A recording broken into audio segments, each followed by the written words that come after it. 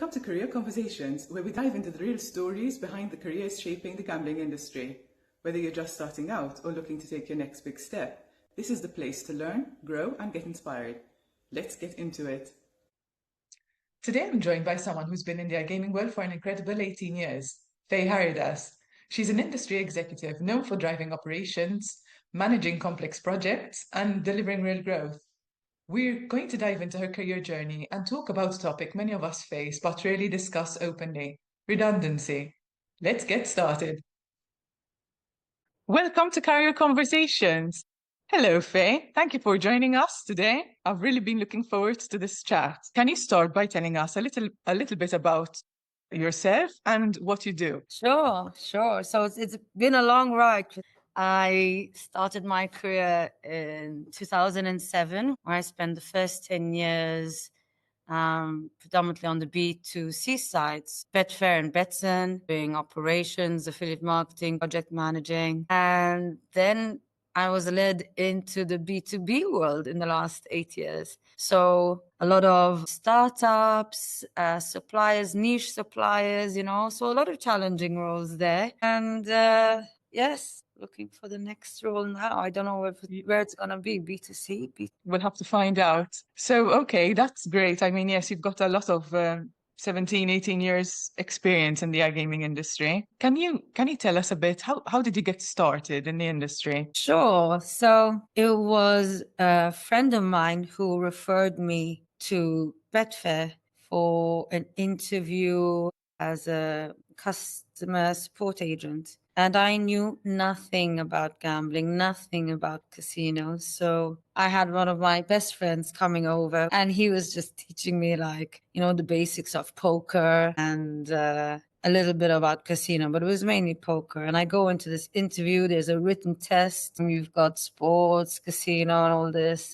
And when it came to the sports, I was winging it as best as I could. And I remember the interviewer coming out and saying, well, that was terrible, but let's find out a little bit more about yourself. And so you're already on the spot, and they were just asking me, okay, how would you handle difficult customers, angry or this, that, whatever. And I'm like, look, I'm used to face-to-face clients, all the time. So I understand about listening to them, hearing them out. They asked, how would you describe your character? I'm like, I'm a very patient and calm person. I said, except with my boyfriends and my brothers. And that gave them a giggle. And afterwards, I was hired for the role and promoted within 6 months. But I was told that it was that comment that got me the role, because they liked that it showed that I was confident, but it also showed that, I was very honest. Yes, exactly. That you have personality,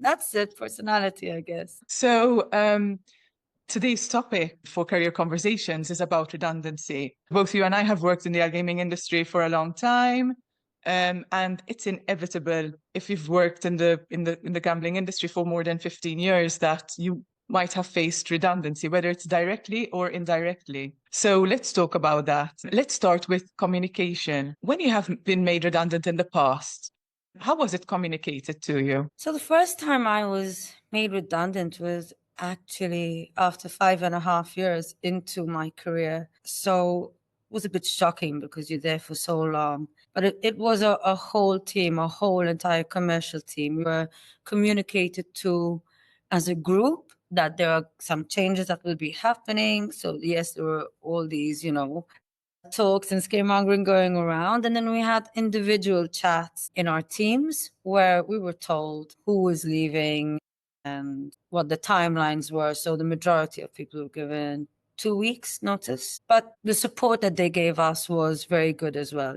There was a lot of people there also hiring third-party HR services and counseling to help people with their CVs, to help them learn how to interview. There was a good redundancy package. So if I worked there for 5.5 years, I had 5 months full pay. So there was a lot of support, and even from our team members, our peers, everyone was up for everyone. We even went and did a whole get together 2 months later just to see each other's faces again. So it was very supportive. Oh, interesting. So it seems like you kind of got the good end of the stick, you weren't just left high and dry.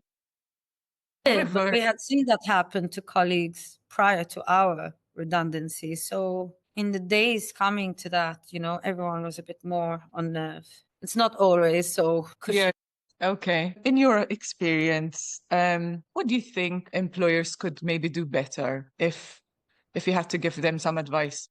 I mean, I think being empathetic, it's very difficult for an employee to have to go and tell a team or an individual person that you're being made redundant, regardless of how long you've been there as well. All the more so if, you are very close and everyone's doing a really good job. So I think we need to give our employees a bit of slack over there. But from my experience, it might not be what the actual company entity allows you to do or they'll tell you not to do. But I did have an experience where our boss said, things are changing. Make sure your CV is updated. We don't know what's happening. Just be ready in case. And I think that's something that's fine to do. If you trust your team, they're not leaving you. But you're letting them know that I want you to be ready. I don't want you left on the street without a job if this happens from one day to the next. I guess nice. it depends on the situation. Yeah, okay, that's fair. So what about, you've kind of mentioned that you had been given 2 weeks notice. Could you maybe talk about if there's signs to look out for maybe others who could be going through a redundancy and maybe they're not noticing for some reason? I mean, the first time 15 years ago or 13 years ago, most of the commercial team were given 2 weeks notice. Actually, they wanted me to do 3 months notice, but I said, I have every documented. You don't need to keep me here for 3 months.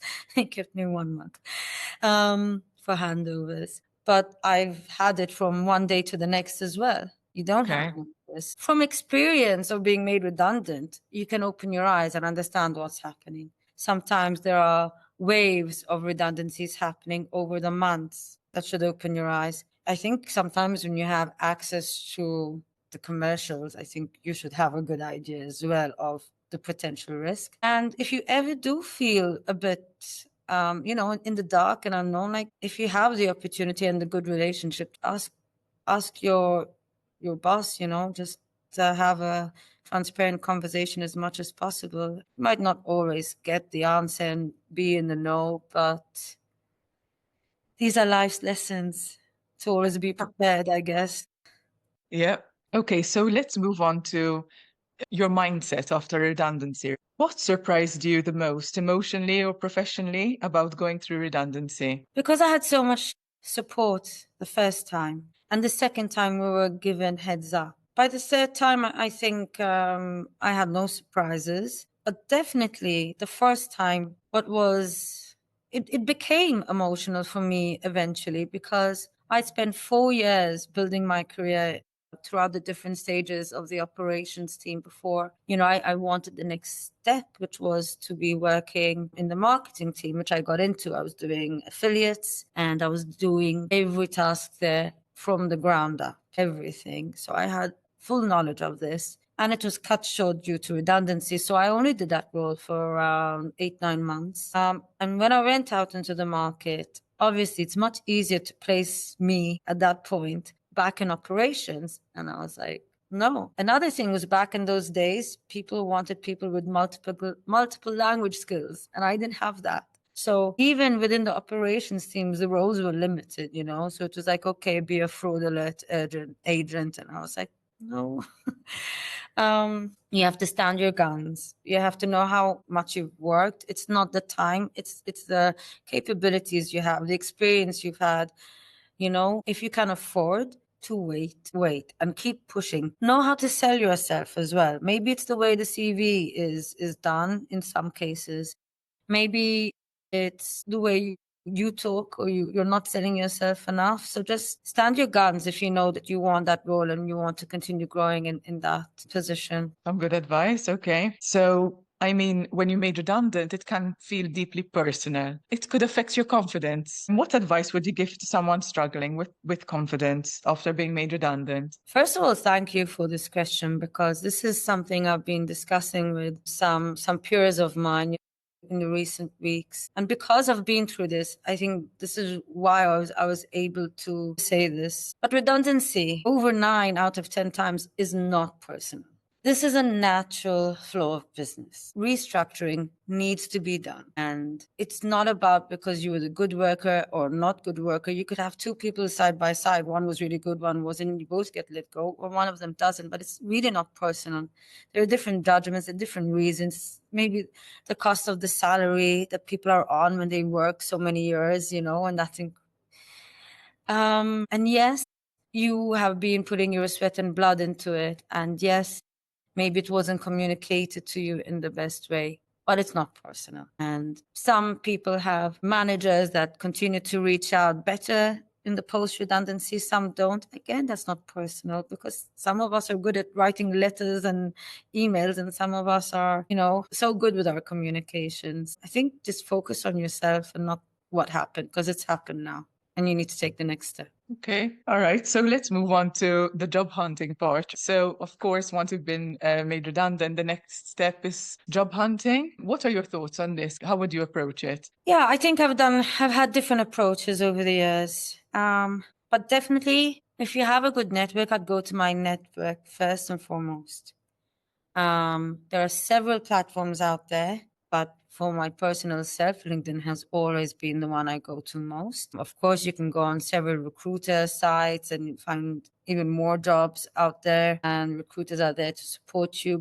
Try to do what you can yourself is my personal experience, because then you're a bit more focused on where you're going. And I find that if you end up in the hands of too many recruiters at the same time, it's a lot of extra calls. It's a lot of different jobs, a lot of things that might not be suited, but you don't want to say no. So you're still researching. And there comes a time that you can expand that circle of recruiters. And again, it depends on what stage of your career you're in. But for my personal self, my personal network and my own searching skills seem better for me. So when you say searching skills, what do you mean? Absolutely. So it's the job searching. And then when you see the company, you reach out to someone you know on the company. If you can get a referral, that is always a plus. And that referral does not need to be your best friend. Someone you know, ask them, are you happy? What's the company like? They might tell you, I'm not happy in my team, but other people in that team are very happy. Yes, they're growing. Oh, there's been some changes, but it is a good place to work. Always ask this. And they could be a referral perhaps as well, which is a plus for both sides. Okay, that's some good advice.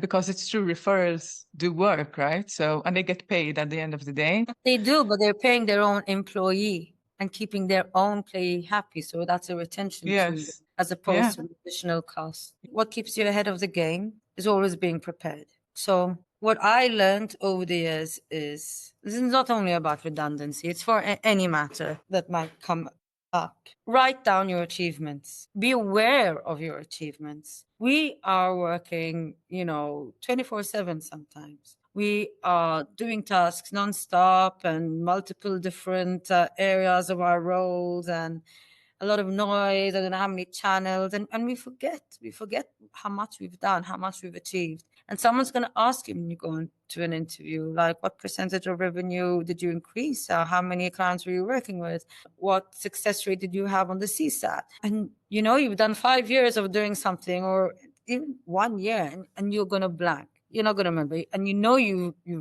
you've had so many success stories, and you're just not going to remember. So write down your success stories.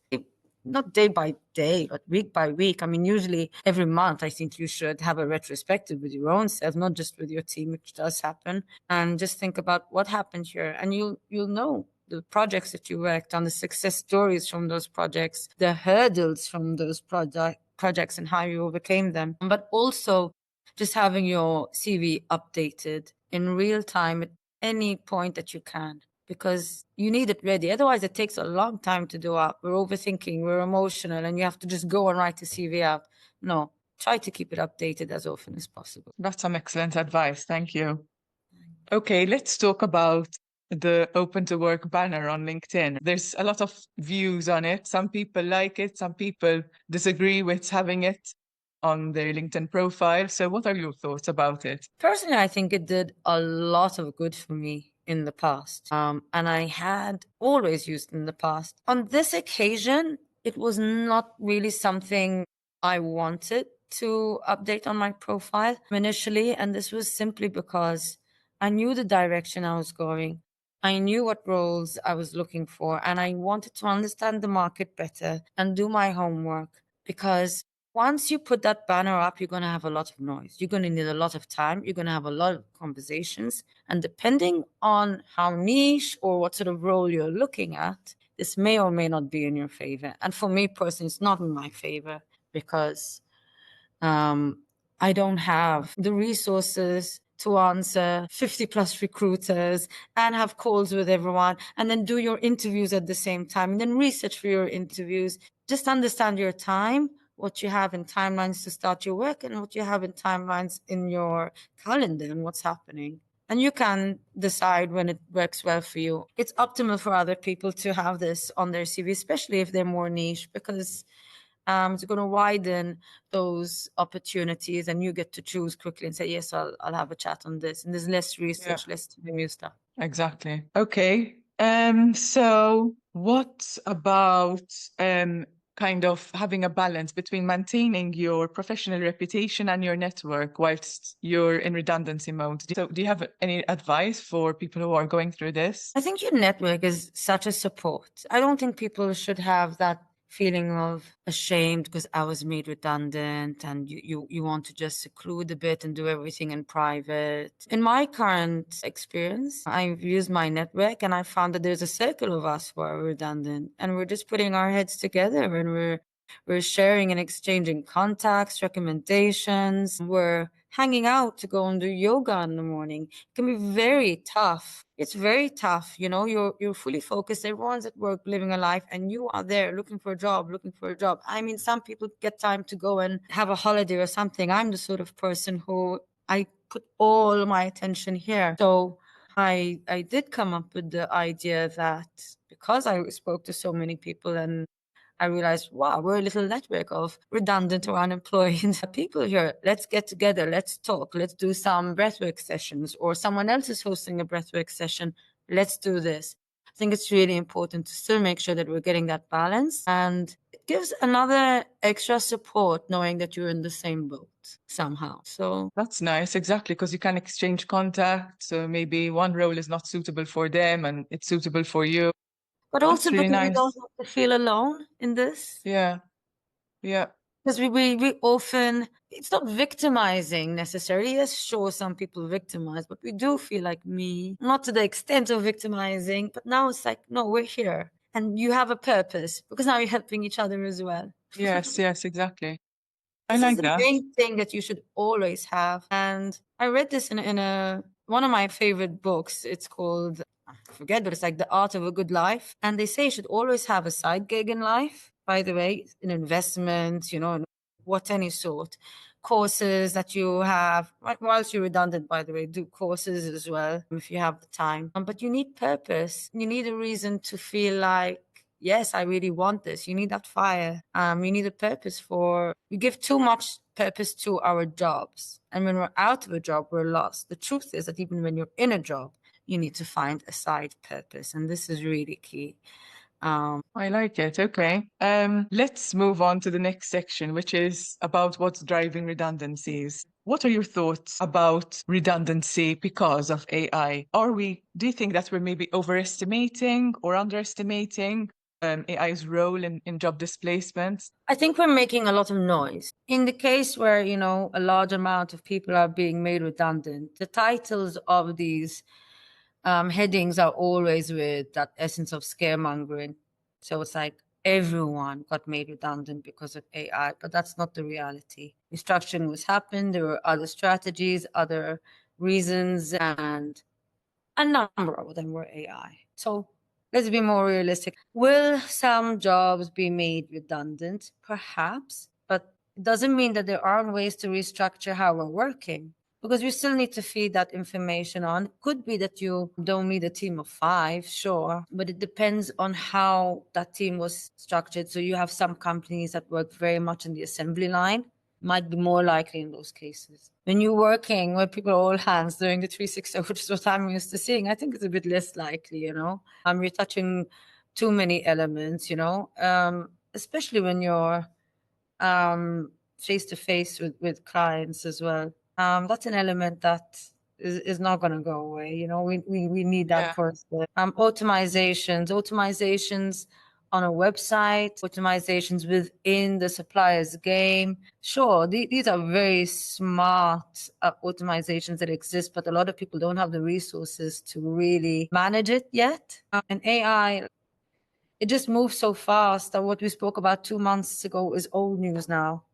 So it's hard to say this is the future, this isn't the future from my point of view, because it moves so fast. And also because we have amazing humans out there who are creating things so fast, you know, these new businesses and automatizations that they have, or data consolidations. I think it's still difficult to say, but right now I think we're living in a lot of noise. Okay, thank you. So I have the final question for you. For anyone watching or listening who's worried about job security, what's the one thing they can start doing today to make themselves more resilient in their career? Yeah, so I think it's like what I had mentioned earlier, you know, always being prepared. We don't know what's going to happen the next day in life in general. This is not just for your CV. But I'm seeing a lot of comments on LinkedIn. A lot is focused on personal branding and the importance of this. People are building their network based on this. People have never met in person, and you know, you have a very good friendly relationship already, and how you sell yourself, the topics you choose to talk about, or how you comment and put insights into it. So I think this is a very important element. But as much as people say like everyone should be doing this for you to get a job, there's the other side that a lot of people are very busy in their job. And if you're going to post something, you need to commit time to being able to answer people, keeping up and being timely. You don't go on LinkedIn 3 weeks later to put your comment in, you know? So I don't think it means that if you're not doing your personal branding, then you're a nobody, or that you don't deserve to be. You shouldn't be based, even if you're in sales or something, it shouldn't be judged on that fact. Yeah. Okay. Okay, excellent. Thanks for tuning into Career Conversations. If you found this useful, hit subscribe so you never miss an episode. And head over to gamblingindustryjobs.com to discover new opportunities, post a free job, or explore more career resources. You'll find some helpful links in the description below. See you next time.